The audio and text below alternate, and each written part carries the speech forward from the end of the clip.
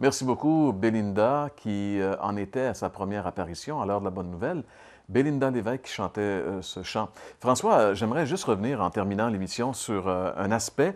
On a beaucoup parlé aujourd'hui qu'il y a une très grande différence entre la personne, l'œuvre de Jésus et la religion, bien sûr, mais ça ne veut pas dire, parce qu'il faudrait faire attention de tomber dans l'autre extrême, c'est-à-dire que la religion, c'est pas bon, donc ça veut dire on fait n'importe quoi, on vit n'importe comment, et puis c'est ça être chrétien finalement. Non, mais écoute, quand on devient chrétien, justement, on est associé, on est en relation avec le Christ et avec Dieu lui-même.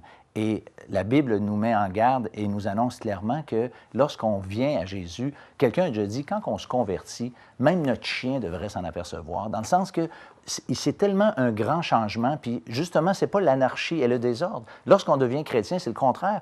Nos vies viennent ou devraient venir en ordre. Même moi, je crois que la Bible nous autorise à ne pas croire quelqu'un qui se dit chrétien et dont la vie n'est pas vraiment transformée par la puissance de l'Évangile.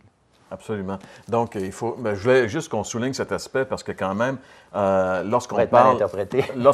quand on dit que, je veux dire, le christianisme, c'est pas une religion, ça veut pas nécessairement dire parce que je peux m'imaginer que des gens peuvent dire, bon, ben ces gens-là, ils vivent n'importe comment, sans foi ni loi, là, l'expression, pas, hein. alors que, au contraire, être chrétien, c'est avoir une vie nouvelle, une vie transformée. Mais au lieu d'avoir des lois extérieures, la religion, c'est comme des lois extérieures imposées, c'est comme le cœur qui est transformé. C'est comme quelqu'un qui tombe en amour avec quelqu'un. Je veux dire, il n'y a pas besoin d'avoir de loi préétablie pour agir en fonction de la personne qu'il aime. C'est son cœur qui le fait aller. Et je pense que le christianisme, c'est un peu comme ça, finalement. C'est un cœur qui aime et parce qu'il aime, ben, ce cœur-là va être soumis, va être dévoué et va produire des fruits à la gloire de Dieu, Oui, finalement. c'est Ça, c'est le vrai christianisme.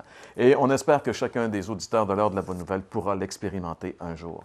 Eh bien, mes chers amis, c'est déjà tout le temps qui est à notre disposition cette semaine. Alors, on vous donne rendez-vous la semaine prochaine pour une autre émission de l'heure de la bonne nouvelle. Vous aimeriez approfondir votre réflexion suite à cette émission? L'heure de la bonne nouvelle vous offre gratuitement un exemplaire du Nouveau Testament, le calendrier de méditation quotidienne Bonne Semence, ainsi que le livre Qu'est-ce qu'un chrétien? Pour recevoir le tout, écrivez-nous et faites-nous part de vos commentaires à l'adresse suivante. L'heure de la bonne nouvelle, case postale 1054 Sherbrooke, J1H5L3. Vous pouvez également nous joindre par courrier électronique hbn@abacom.com.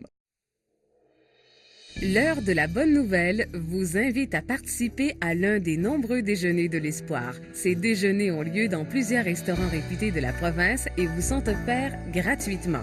Pour connaître les détails concernant l'endroit, la date et l'heure pour votre région, composez le numéro sans frais 1-877-537-7647. Vous pouvez également consulter le site web www.déjeuner.org. Maintenant disponible, la série complète vous est offerte dans un coffret contenant 4 DVD pour la modique somme de 15 $, taxes et transports inclus. Pour commander, écrivez-nous. L'heure de la bonne nouvelle tient à remercier le manoir Brickey. Je remets mon destin entre tes mains. J'abandonne ma course sans lendemain.